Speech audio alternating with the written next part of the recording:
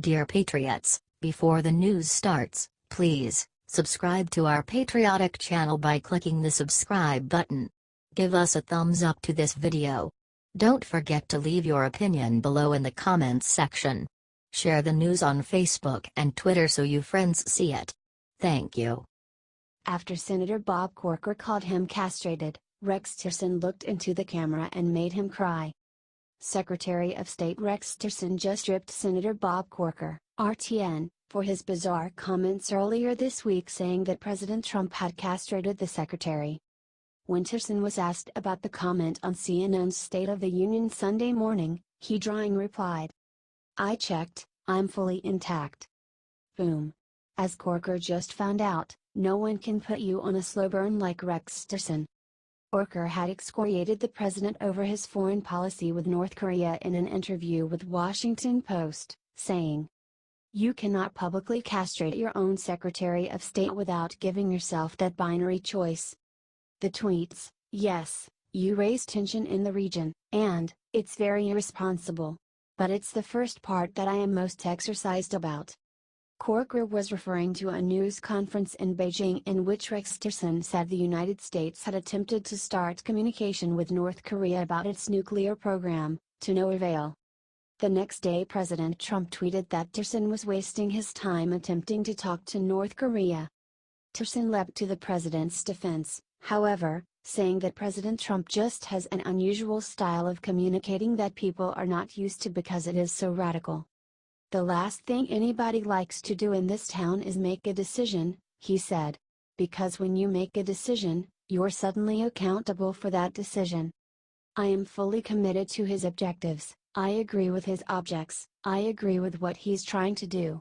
How he wants to use his own skills, tactically to push things towards change, I'm here to help him." Despite what the media and Renos like Corker want us to believe, the president's cabinet is stronger than ever. HT The Hill.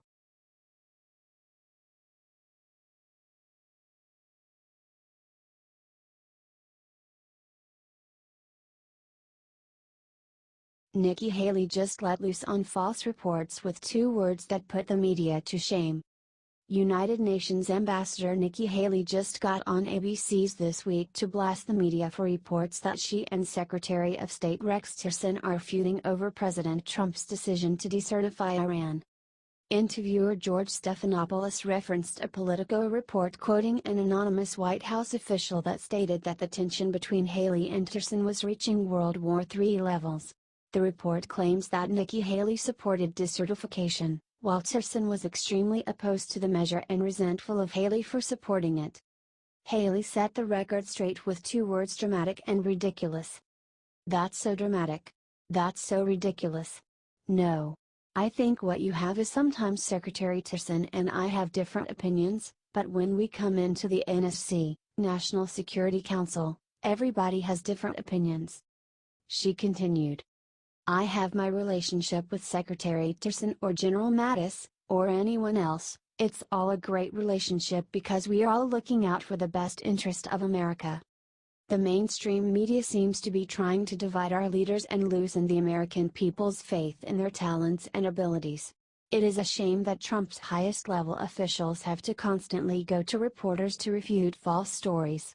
But every time they do, the media loses a little bit more credibility, and will hopefully eventually become more honest." HT The Hill.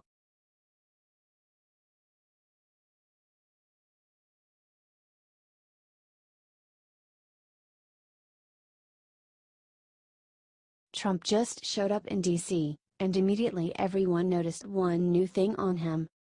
The press has been constantly going after our president. It's so sad. It's not rad, but reporters have now noticed something amazing about our president now. Sources are now saying that it's the happiest they have seen him since the election. God bless him. Trump deserves to feel good. He's worked his butt off to make the economy killer.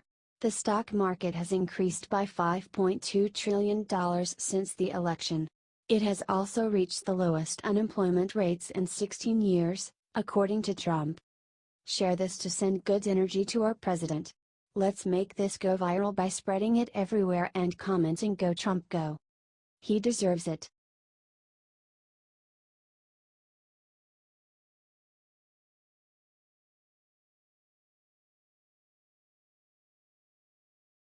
Julian Assange just unleashed a hellish surprise on Hillary Clinton. This is huge. Julian Assange just attacked Hillary Clinton this Sunday. Julian Assange tweeted out something mysterious about Hillary Clinton that has people guessing that something is coming for Hillary Clinton.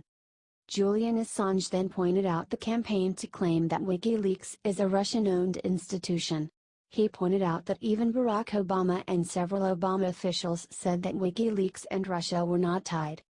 Then he just dropped a bombshell on Hillary Clinton. Share this if you agree with Julian that Hillary Clinton is creepy. Phew. That's a Sunday night burn if anyone's ever seen one.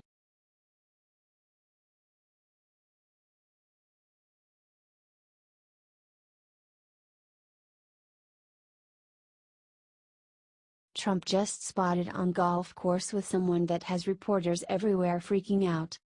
Kentucky Senator Rand Paul praised President Donald Trump on his move with taxes and health care after the president crushed him in a round of golf this Saturday, as reported by Nation One News. "The president never loses, didn't you know?" Paul told reporters after the game. "The president and his partner beat myself and my partner by 3 holes. He's a little better golfer than I am, admittedly, but we had a good time. I've been very excited about the president's tax plan from the very beginning. When he put out a 15% corporate tax cut, he said. Now, obviously, trying to say 20%. I just want to make sure we realize we're competing with the rest of the world." Paul then said that he supports Trump's executive order to take down Obamacare and make it possible for individuals to join together through national health plans. "I'm really excited about letting people buy across state lines," Paul said. "The interesting thing about this is half of the people in our country get their insurance through the Employee Retirement Income Security Act already. So Amazon, Pepsi, Coke, Microsoft, MGM, big companies all get their insurance across state lines through ERISA plans. Now we're going to let individuals get the same thing." Share this if you are glad that Trump will single-handedly fix Obamacare. Thanks for reading.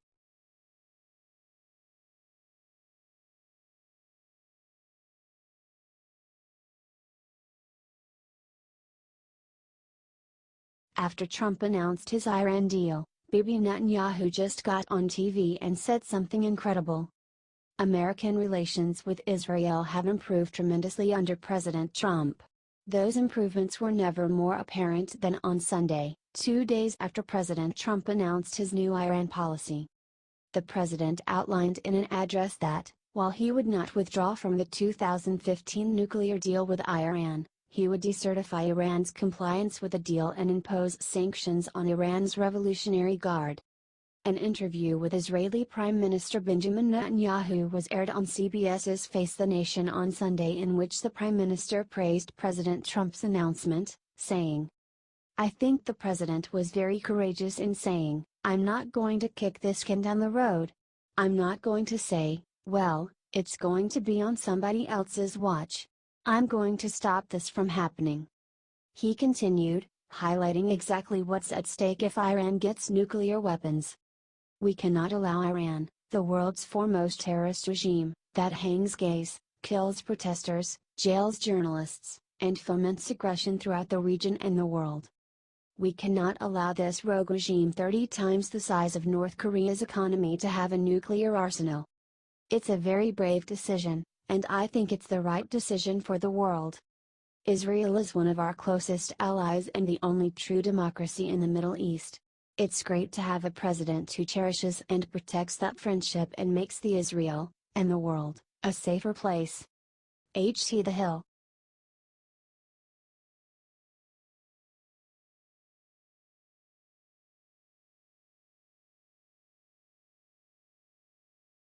Kellyanne Conway just revealed what she secretly does every day at the White House. White House counselor Kellyanne Conway spoke about her faith during an interview at the Value Voters Summit on Friday. Conway is a strong Catholic and told interviewer Tony Perkins, president of the Family Research Council, that her faith is the bedrock of her life, saying, "I don't know how I could do any of this without my faith. And that's because it's a bedrock, because when you are raised in a faith-centric household you realize from the very beginning that there is always something bigger and better than you. She continued. That sort of humility is an important attribute to take to any position that has such great gravity and responsibility as I feel ours do in the White House. Conway spoke about how happy she is to serve her country, and how being a Christian informs her service. I feel incredibly privileged and blessed to serve my country in this position, and if I approach it that way, I'm approaching it as a woman of faith, and somebody who knows that for every time there is a season, and God places us at certain places in certain times in our life. Conway added that she begins each morning in the White House with a prayer. I first of all say a prayer as I walk in, because every day I ask the Lord to bless everyone who works in the building, everyone in the country, everyone who that building represents across the country, for our safety and our security, our understanding, wisdom.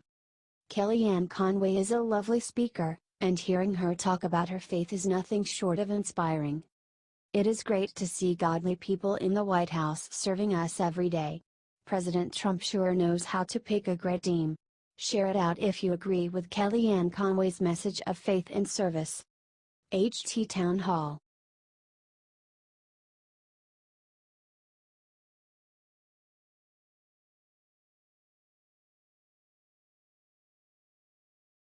When college tries to cancel anthem, these patriotic players do something amazing. The NFL is a mess. Players are disrespecting our flag and country, ratings are in the toilet, and public perception of the league is at all-time lows. But there are still good people in the game. When college football players in Hartford, Connecticut got word that the anthem would be canceled, they made a move that will make Americans proud. They joined their fans and sang the national anthem a cappella. The anthem was canceled due to technical difficulties, according to Fox News. But those failures allowed these Americans to show how devoted they are to our flag. It was a fantastic display of unity and patriotism and gave everyone in the crowd, the teams, and hopefully those who watch the video, chills of hope for a better United States of America and happiness to see us as a society beginning to heal, despite the polarization we see among the citizens and our politicians, player Ethan Sirachi said. So while millionaire professional athletes are kneeling, these players are singing. Comment USA. And share if you love our anthem. These Americans definitely do.